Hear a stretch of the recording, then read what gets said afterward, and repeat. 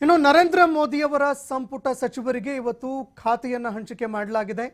ಅಮಿತ್ ಶಾಗೆ ಗೃಹ ಸಚಿವರ ಸ್ಥಾನವನ್ನು ನೀಡಲಾಗಿದ್ರೆ ಮತ್ತೊಂದೆಡೆಯಲ್ಲಿ ರಾಜನಾಥ್ ಸಿಂಗ್ ಅವರಿಗೆ ರಕ್ಷಣಾ ಖಾತೆ ಒಲಿದು ಬಂದಿದೆ. ಜೈಶಂಕರ್ಗೆ ವಿದೇಶಾಂಗ ಖಾತೆಯನ್ನು ನೀಡಲಾಗಿದೆ. ಇನ್ನು ಅದೇ ರೀತಿಯಾಗಿ ನಿತಿನ್ ಗಡ್ಕರಿ ಅವರಿಗೆ ಸಾರಿಗೆ ಮತ್ತು ಹೆದ್ದಾರಿ ಖಾತೆಯನ್ನು ಮತ್ತೊಮ್ಮೆ ಅವರಿಗೆ ನೀಡಲಾಗಿದೆ. ಜಗತ್ ಪ್ರಕಾಶ್ ನಡ್ಡಾ ಜೆಪಿ ನಡ್ಡಾ ಅವರಿಗೆ ಆರೋಗ್ಯ ಇಲಾಖೆಯನ್ನು ನೀಡಲಾಗಿದೆ. ಅದೇ ರೀತಿಯಾಗಿ ಶಿವರಾಜ್ ಸಿಂಗ್ ಚೌಹಾಣ್ ಅವರಿಗೆ ಕೃಷಿ ಖಾತೆ, ನಿರ್ಮಲಾ ಸೀತಾರಾಮನ್ ಅವರಿಗೆ ಯಥಾವತ್ತಾಗಿ ಹಣಕಾಸು ಇಲಾಖೆಯನ್ನು ಮತ್ತೊಮ್ಮೆ ನೀಡಲಾಗಿದೆ. ಮನೋಹರ್ ಲಾಲ್ ಖಟ್ಟರ್ ಅವರಿಗೆ ಇಂಧನ ಖಾತೆಯನ್ನು ನೀಡಲಾಗಿದೆ. ಅದೇ ರೀತಿಯಾಗಿ ಕಿರಣ್ ರಿಜಿಜು ಸಂಸದೀಯ ವ್ಯವಹಾರ ಸಚಿವರಾಗಿ ಖಾತೆಯನ್ನು ತಮ್ಮದಾಗಿಸಿಕೊಂಡಿದ್ದಾರೆ. ಇನ್ನು ಮತ್ತೊಂದೆಡೆ ನೋಡಿದಾಗ ಇಲ್ಲಿ ಯಾರ್ಯಾರು ಮಿತ್ರ ಪಕ್ಷಗಳಿದ್ರು, NDA ಮಿತ್ರ ಪಕ್ಷದವರು ಯಾರ್ಯಾರಿದ್ರು ಅವರಿಗೆ ಪ್ರಮುಖ ಹುದ್ದೆಗಳು ಸಿಗುತ್ತೆ ಅನ್ನುವಂತಹ ಮಾತುಗಳು ಕೇಳಿಬರ್ತಾ ಇತ್ತು. ಇನ್ನು ಅದೇ ರೀತಿಯಾಗಿ ಪ್ರಮುಖ ಖಾತೆಗಳಿಗಾಗಿ ಬೇಡಿಕೆ ಕೂಡ ಇಟ್ಟಿದ್ರು. ಆದರೆ ಮಿತ್ರ ಪಕ್ಷಗಳಿಗೆ ಪ್ರಮುಖ ಖಾತೆಗಳು ಕೈ ತಪ್ಪಿದಾವೆ. ಹೀಗಾಗಿ ಅವರ ರಿಯಾಕ್ಷನ್ ಕೂಡ ಯಾವ ರೀತಿಯಾಗಿ ಇರುತ್ತೆ ಅನ್ನುವಂಥದ್ದನ್ನು ಕೂಡ ಕಾದು ನೋಡಬೇಕಾಗತ್ತೆ. JDU ಅದೇಯಾಗಿ TDP ಪಕ್ಷ, ಅದೇ ರೀತಿಯಾಗಿ TDP ಪಕ್ಷ ಎರಡೂ ಕೂಡ ಪ್ರಮುಖ ಖಾತೆಗಳಿಗಾಗಿ ಬೇಡಿಕೆ ಇಟ್ಟಿವೆ ಅನ್ನುವಂತಹ ಮಾತುಗಳು ಕೇಳಿಬರ್ತಾ ಇತ್ತು. ಅದೇ ರೀತಿಯಾಗಿ ಒತ್ತಡವನ್ನು ಕೂಡ ಹೇರ್ತಾ ಇದ್ರು. ಇನ್ನು ಮಹಾರಾಷ್ಟ್ರದ ಏಕನಾಥ್ ಶಿಂದೆ ಅವರು ಕೂಡ ನಿರಂತರವಾಗಿ ಪ್ರಮುಖ ಖಾತೆಗಳಿಗಾಗಿ ಬೇಡಿಕೆ ಇಟ್ಟಿದ್ರು. ಆದರೆ ಈ ಒಂದು ಸಚಿವ ಸಂಪುಟ ಸ್ಥಾನಗಳನ್ನು ನೀಡುವಲ್ಲಿ BJP ನಾಯಕರು ಮೇಲುಗೈ ಸಾಧಿಸಿದ್ದಾರೆ ಅಂತ ಹೇಳಿದರೂ ಕೂಡ ತಪ್ಪಾಗೋದಿಲ್ಲ. ಅಮಿತ್ ಶಾ ಅವರು ಯಥಾವತ್ತಾಗಿ ಕೇಂದ್ರ ಗೃಹ ಸಚಿವ ಸ್ಥಾನವನ್ನು ಪಡೆದುಕೊಂಡಿದ್ದಾರೆ. ಇನ್ನು ಅದೇ ರೀತಿಯಾಗಿ ರಾಜನಾಥ್ ಸಿಂಗ್ ಅವರು ಕಳೆದ ಬಾರಿಯಂತೆ ರಕ್ಷಣಾ ಖಾತೆಯನ್ನು ತಮ್ಮದಾಗಿಸಿಕೊಂಡಿದ್ದಾರೆ. ಜೈಶಂಕರ್ ವಿದೇಶಾಂಗ ಖಾತೆಯನ್ನು ಅವರು ಪಡೆದುಕೊಂಡಿದ್ದಾರೆ. ಕಳೆದ ಬಾರಿಯೂ ಕೂಡ ಜೈಶಂಕರ್ ವಿದೇಶಾಂಗ ಸಚಿವರಾಗಿದ್ದರು. ಇನ್ನು ಅದೇ ರೀತಿಯಾಗಿ ನಿತಿನ್ ಗಡ್ಕರಿ ಅವರು ಸಾರಿಗೆ ಮತ್ತು ಹೆದ್ದಾರಿ ಸಚಿವರಾಗಿದ್ದಾರೆ. ಅವರು ಕೂಡ ಕಳೆದ ಬಾರಿ ಇದೇ ಸಚಿವರಾಗಿದ್ದರು. ಜಗತ್ ಪ್ರಕಾಶ್ ನಡ್ಡಾ ಆರೋಗ್ಯ ಇಲಾಖೆಯನ್ನು ತಮ್ಮದಾಗಿಸಿಕೊಂಡಿದ್ದಾರೆ. ಶಿವರಾಜ್ ಸಿಂಗ್ ಚೌಹಾಣ್ ಕೃಷಿ ಇಲಾಖೆಯನ್ನು ತಮ್ಮದಾಗಿಸಿಕೊಂಡಿದ್ದಾರೆ. ಇನ್ನು ಅದೇ ರೀತಿಯಾಗಿ ನಿರ್ಮಲಾ ಸೀತಾರಾಮನ್ ಹಣಕಾಸು ಇಲಾಖೆಯ ಸಚಿವರಾಗಿ ಹೊರಹೊಮ್ಮಿದ್ದಾರೆ. ಮನೋಹರ್ ಲಾಲ್ ಖಟ್ಟರ್ ಇಂಧನ ಸಚಿವರಾಗಿದ್ದಾರೆ. ಕಿರಣ್ ರಿಜಿಜು ಸಂಸದೀಯ ವ್ಯವಹಾರಗಳ ಸಚಿವರಾಗಿದ್ದಾರೆ. ಇನ್ನು ಜೀತನ್ ರಾಮ್ ಮಾಂಜಿ ಸಣ್ಣ ಮತ್ತು ಮಧ್ಯಮ ಕೈಗಾರಿಕಾ ಸಚಿವರಾಗಿದ್ದಾರೆ. CR ಪಾಟೀಲ್ ಜಲಶಕ್ತಿ, ಚಿರಾಗ್ ಪಾಸ್ವಾನ್ ಕ್ರೀಡಾ ಮತ್ತು ಯುವಜನ. ಇನ್ನು ಚಿರಾಗ್ ಪಾಸ್ವಾನ್ ಅವರು ಕೂಡ ಸಾಕಷ್ಟು ಬೇಡಿಕೆಯನ್ನು ಇಟ್ಟಿದ್ರು. ಇನ್ನು ಸುರೇಶ್ ಗೋಪಿ ಪ್ರವಾಸೋದ್ಯಮ ಸಚಿವರು, ವಿ ಸೋಮಣ್ಣ ಜಲಶಕ್ತಿ ರಾಜ್ಯ ಖಾತೆಯನ್ನು ಪಡೆದುಕೊಂಡಿದ್ದಾರೆ. ಇನ್ನು ಅದೇ ರೀತಿಯಾಗಿ ಜ್ಯೋತಿರಾದಿತ್ಯ ಸಿಂಧಿಯಾ ದೂರಸಂಪರ್ಕ ಸಚಿವರಾಗಿದ್ದಾರೆ. ಕಳೆದ ಬಾರಿಯೂ ಕೂಡ ಇದೇ ಸಚಿವರಾಗಿದ್ದರು. ಇನ್ನು ಜಿತೇಂದ್ರ ಸಿಂಗ್ ಶೇಖಾವತ್ ಪ್ರವಾಸೋದ್ಯಮ ಇಲಾಖೆಯ ಸಚಿವರಾಗಿದ್ದಾರೆ. ಹರ್ಷ ಮಲ್ಹೋತ್ರಾ ರಾಜ್ಯ ಸಾರಿಗೆ ಮತ್ತು ಹೆದ್ದಾರಿ ಸಚಿವರಾಗಿದ್ದಾರೆ.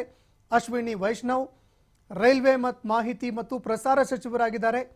ಕಳೆದ ಬಾರಿ ಕೂಡ ಇವರು ಸಚಿವರಾಗಿದ್ದರು. ಇನ್ನು ಕಿರಣ್ ರಿಜಿಜು ಸಂಸದೀಯ ವ್ಯವಹಾರ ಸಚಿವರಾಗಿದ್ದಾರೆ.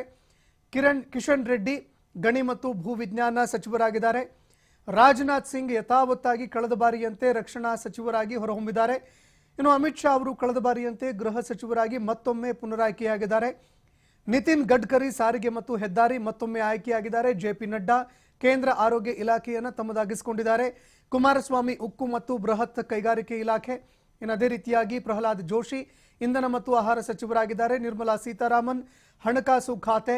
ಇನ್ನು ಅದೇ ರೀತಿಯಾಗಿ ಡಾಕ್ಟರ್ S ಜೈಶಂಕರ್ ವಿದೇಶಾಂಗ ಸಚಿವರಾಗಿದ್ದಾರೆ. ಇನ್ನು ಪಿಯೂಷ್ ಗೋಯಲ್ ವಾಣಿಜ್ಯ ಇಲಾಖೆಯನ್ನು ತಮ್ಮದಾಗಿಸಿಕೊಂಡ್ರೆ ಮನ್ಸುಖ್ ಮಾಂಡವೀಯ ಈ ಬಾರಿ ಕ್ರೀಡಾ ಖಾತೆಯನ್ನು ತಮ್ಮದಾಗಿಸಿಕೊಂಡಿದ್ದಾರೆ. ವಿ ಸೋಮಣ್ಣ ಜಲಶಕ್ತಿ ಮತ್ತು ರೈಲ್ವೆ ರಾಜ್ಯ ಖಾತೆ. ಧರ್ಮೇಂದ್ರ ಪ್ರಧಾನ್ ಶಿಕ್ಷಣ ಖಾತೆಯನ್ನು ತಮ್ಮದಾಗಿಸಿಕೊಂಡಿದ್ದಾರೆ. ಇನ್ನು ಪ್ರಮುಖವಾಗಿ ಇಲ್ಲಿ ನಾವು ನೋಡಿದ್ದೇ ಆದರೆ ಯಾವ್ಯಾವ ಪ್ರಮುಖ ಖಾತೆಗಳಾಗಿದ್ವು ಎಲ್ಲವೂ ಕೂಡ BJP ನಾಯಕರ ಪಾಲಾಗಿದೆ. ಇನ್ನು ಅದೇ ರೀತಿಯಾಗಿ ಹಲವಾರು ಖಾತೆಗಳು ಇನ್ನೂ ಹಂಚಿಕೆಯಾಗುವಂಥದ್ದು ಬಾಕಿ ಇದೆ. ಹೀಗಾಗಿ ಆ ಖಾತೆಗಳು ಯಾರ ಪಾಲಾಗತ್ತೆ ಅನ್ನುವಂಥದ್ದನ್ನು ಕೂಡ ನಾವು ಕಾದು ನೋಡಬೇಕಾಗತ್ತೆ.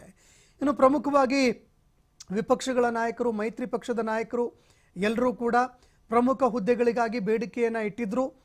ಇನ್ನು ಅದೇ ರೀತಿಯಾಗಿ TDP ಆಗಿರಬಹುದು, JDU ಆಗಿರಬಹುದು, ನಿತೀಶ್ ಕುಮಾರ್ ಅವರು ಕೂಡ ಸಾಕಷ್ಟು ನಿರೀಕ್ಷೆಗಳನ್ನು ಇಟ್ಕೊಂಡಿದ್ರು.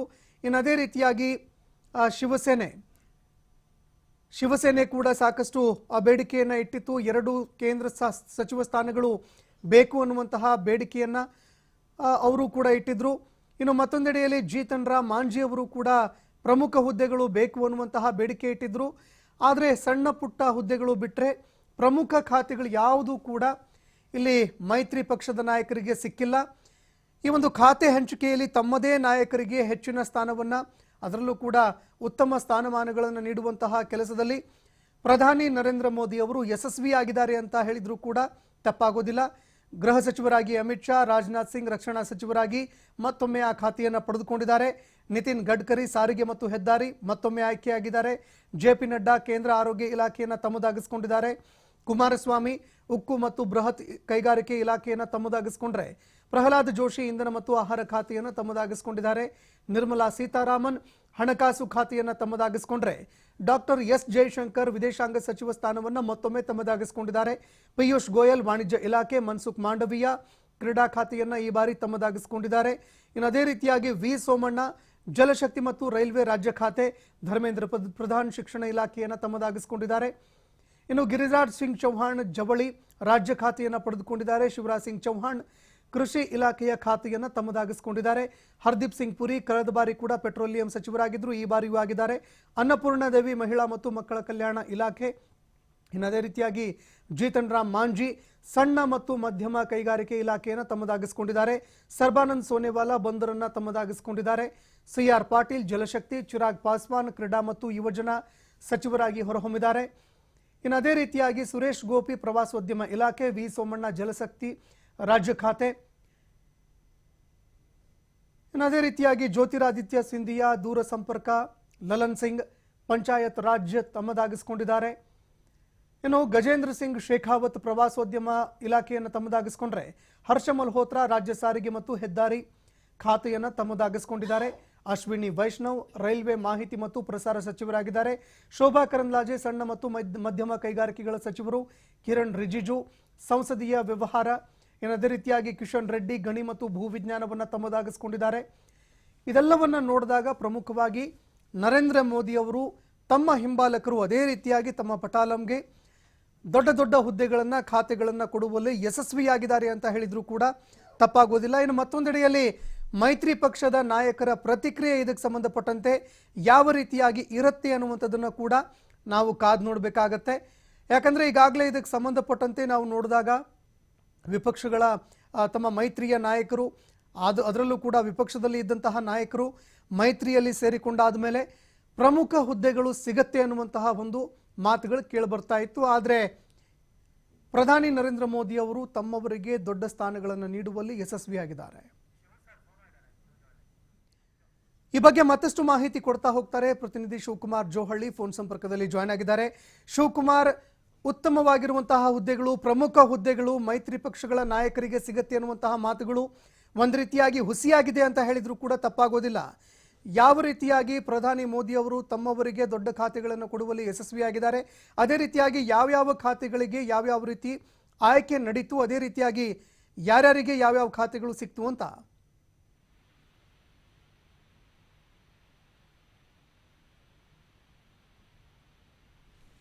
ಶಿವಕುಮಾರ್ ಕೇಳಿಸ್ತಿದ್ಯಾ?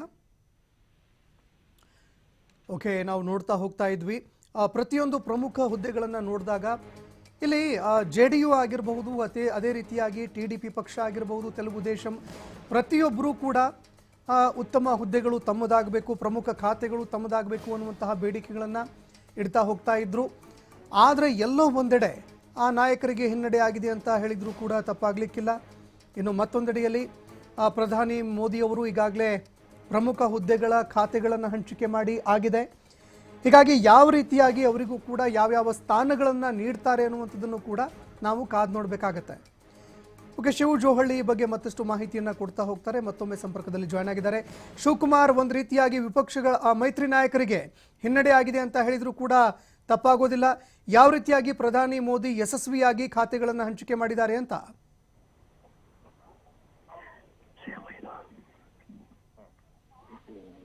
ಶಿವಕುಮಾರ್ ಕೇಳಿಸ್ತಿದ್ಯಾ? ಓಕೆ, ಸಂಪರ್ಕ ಕಡಿತ ಆಗಿದೆ. ಇನ್ನು ನೋಡಬೇಕಾಗುತ್ತೆ ಇದಕ್ಕೆ ಸಂಬಂಧಪಟ್ಟಂತೆ ಮೈತ್ರಿ ಪಕ್ಷದ ನಾಯಕರ ಒಂದು ರಿಯಾಕ್ಷನ್ ಯಾವ ರೀತಿಯಾಗಿ ಇರುತ್ತೆ ಅದನ್ನು ಕೂಡ ಕಾದು ನೋಡಬೇಕಾಗತ್ತೆ. ಏನಾದರೂ ಪರಿಣಾಮವನ್ನು ಬೀರುತ್ತಾ ಅಥವಾ ಬೇರೆ ಹುದ್ದೆಗಳನ್ನು ನೀಡಿ ಇಲ್ಲಿ ಪ್ರಧಾನಿ ನರೇಂದ್ರ ಮೋದಿ ಅವರನ್ನು ತಣಿಸುವಂತಹ ಕೆಲಸವನ್ನು ಮಾಡ್ತಾರಾ, ಕಾದು ನೋಡಬೇಕಾಗತ್ತೆ. ಯಾಕಂದರೆ ಪ್ರಮುಖವಾಗಿ ಸ್ಪೀಕರ್ ಹುದ್ದೆ ಬೇಕೇ ಬೇಕು ಅಂತ TDP ಕೂಡ ಈವರೆಗೆ ಬೇಡಿಕೆಯನ್ನು ಇಡ್ತಾ ಬರ್ತಾ ಇತ್ತು. ಹೀಗಾಗಿ TDPಗೆ ಸ್ಪೀಕರ್ ಹುದ್ದೆ ಹೋಗುತ್ತೆ ಅನ್ನುವಂತಹ ಮಾತುಗಳು ಕೂಡ ಕೇಳಿಬರ್ತಾ ಇದೆ. ಹೀಗಾಗಿ ಯಾವ ನಿರ್ಣಯವನ್ನ ಇಲ್ಲಿ ನರೇಂದ್ರ ಮೋದಿ ಅವರು ಹಾಗೂ ಅವರ ಸಂಪುಟ ತೆಗೆದುಕೊಳ್ಳುತ್ತೆ ಕಾದು ನೋಡಬೇಕಾಗುತ್ತೆ. ಈ ಬಗ್ಗೆ ಮತ್ತಷ್ಟು ಮಾಹಿತಿ ಕೊಡ್ತಾ ಹೋಗ್ತಾರೆ ಪ್ರತಿನಿಧಿ ಶಿವಕುಮಾರ್ ಜೋಹಳ್ಳಿ ಮತ್ತೆ ಸಂಪರ್ಕದಲ್ಲಿದ್ದಾರೆ. ಶಿವಕುಮಾರ್, ಯಾವ ರೀತಿಯಾಗಿ ನರೇಂದ್ರ ಮೋದಿ ಅವರು ಯಶಸ್ವಿಯಾಗಿ ಖಾತೆಗಳನ್ನು ಹಂಚಿಕೆ ಮಾಡಿದ್ದಾರೆ ಅಂತ?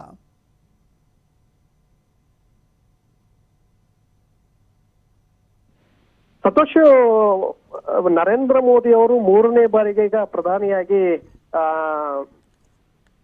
ಪದಗ್ರಹಣವನ್ನ ಮಾಡಿದ ನಂತರ ಈಗ ಕ್ಯಾಬಿನೆಟ್ ಅನ್ನು ಕೂಡ ರಚನೆ ಮಾಡಿದ್ರು. ಹಾಗೆ ಖಾತೆಗಳನ್ನು ಕೂಡ ಈಗ ಹಂಚಿಕೆ ಮಾಡಿದ್ದಾರೆ.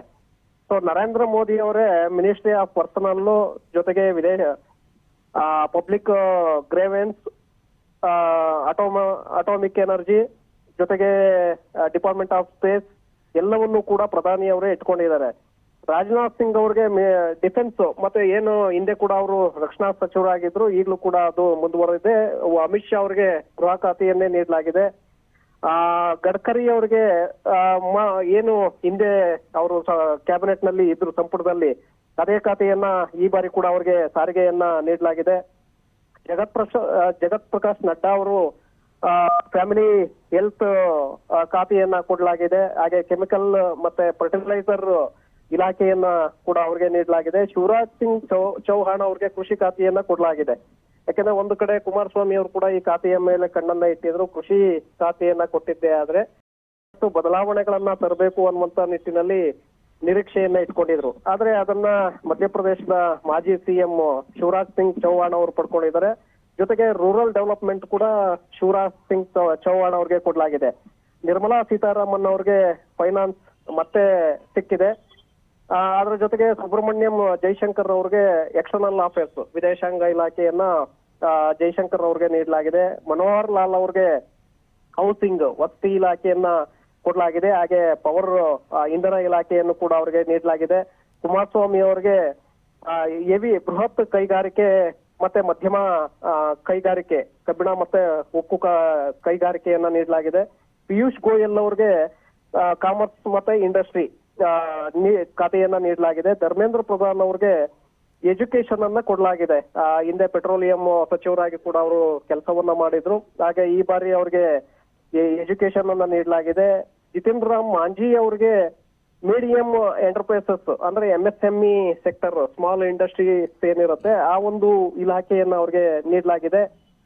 ಜೊತೆಗೆ ರಾಜೀವ್ ರಂಜನ್ ಸಿಂಗ್ ಲಾಲ್ ಸಿಂಗ್ ಅವ್ರಿಗೆ ಪಂಚಾಯತ್ ರಾಜ್ ಖಾತೆಯನ್ನ ಕೊಡಲಾಗಿದೆ. ಹಾಗೆ ಮೀನುಗಾರಿಕೆ ಮತ್ತೆ ಒಳನಾಡು ಬಂದರು ಇಲಾಖೆಯನ್ನು ಕೂಡ ಅವ್ರಿಗೆ ಹೆಚ್ಚುವರಿಯಾಗಿ ನೀಡಲಾಗಿದೆ. ಸರ್ಬಾನಂದ್ ಸೋನಾವಾಲಾ ಅವ್ರಿಗೆ ಪೋರ್ಟ್ ಮತ್ತೆ ಶಿಪ್ಪಿಂಗ್, ಬಂದರು ಮತ್ತೆ ಕೈಗಾರಿಕೆಯನ್ನ ಕೊಡಲಾಗಿದೆ, ಬಂದರು ಇಲಾಖೆಯನ್ನ ನೀಡಲಾಗಿದೆ. ಹಾಗೆ ವೀರೇಂದ್ರ ಕುಮಾರ್ ಅವ್ರಿಗೆ justice and empowerment, social justice ಅಂದ್ರೆ ಸಾಮಾಜಿಕ ನ್ಯಾಯ ಖಾತೆಯನ್ನ ಅವ್ರಿಗೆ ನೀಡಲಾಗಿದೆ, ವೀರೇಂದ್ರ ಕುಮಾರ್ ಅವ್ರಿಗೆ. ಹಾಗೆ ಕಿರಣ್ ರಿಜಿಜು ಅವರಿಗೆ ಸಿವಿಲ್ ಏವಿಯೇಷನ್ ಅಂದ್ರೆ ವಾಯುಯಾನ ಇಲಾಖೆಯನ್ನ ನೀಡಲಾಗಿದೆ. ಪ್ರಹ್ಲಾದ್ ಜೋಶಿ ಅವ್ರಿಗೆ consumer affairs and food civil supply ಅಂದ್ರೆ ಆಹಾರ ಮತ್ತೆ ನಾಗರಿಕ ಪೂರೈಕೆ ಖಾತೆಯನ್ನ ಅವ್ರಿಗೆ ನೀಡಲಾಗಿದೆ. ಜೊತೆಗೆ ರಿನ್ಯೂವಬಲ್ ಎನರ್ಜಿ ಅಂದ್ರೆ ಮರು ಇಂಧನ ಉತ್ಪಾದನೆಯ ಇಲಾಖೆಯ ಹೊಣೆಗಾರಿಕೆಯನ್ನು ಕೂಡ ಅವ್ರಿಗೆ ನೀಡಲಾಗಿದೆ.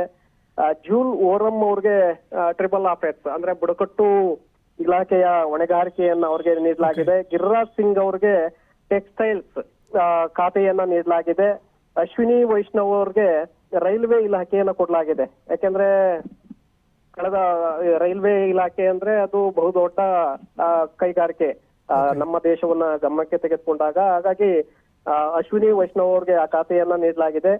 ಸಿಂಧಿಯಾ ಅವ್ರಿಗೆ, ಜ್ಯೋತಿರಾದಿತ್ಯ ಸಿಂಧಿಯಾ ಅವ್ರಿಗೆ ಕಮ್ಯುನಿಕೇಶನ್ ಡಿಪಾರ್ಟ್ಮೆಂಟ್ ನ ಹೊಣೆಗಾರಿಕೆಯನ್ನ ನೀಡಲಾಗಿದೆ. ಭೂಪೇಂದ್ರ ಯಾದವ್ ಅವ್ರಿಗೆ ಎನ್ವೈರನ್ಮೆಂಟ್ ಪರಿಸರ ಇಲಾಖೆಯನ್ನ ನೀಡಲಾಗಿದೆ. ಗಜೇಂದ್ರ ಸಿಂಗ್ ಶೇಖಾವತ್ ಅವ್ರಿಗೆ ಕಲ್ಚರ್ ಮತ್ತೆ ಟೂರಿಸಂ ಡಿಪಾರ್ಟ್ಮೆಂಟ್ ಅನ್ನ ಕೊಡಲಾಗಿದೆ. ಹಿಂದೆ ನೀರಾವರಿ ಇಲಾಖೆಯ ಸಚಿವರಾಗಿದ್ರು, ಈ ಬಾರಿ ಅವರ ಖಾತೆಯನ್ನ ಬದಲಾವಣೆ ಮಾಡಲಾಗಿದೆ. ಈ ಬಾರಿ ಕಲ್ಚರ್ ಮತ್ತೆ ಟೂರಿಸಂ ಇಲಾಖೆಯ ಹೊಣೆಗಾರಿಕೆಯನ್ನ ನೀಡಲಾಗಿದೆ.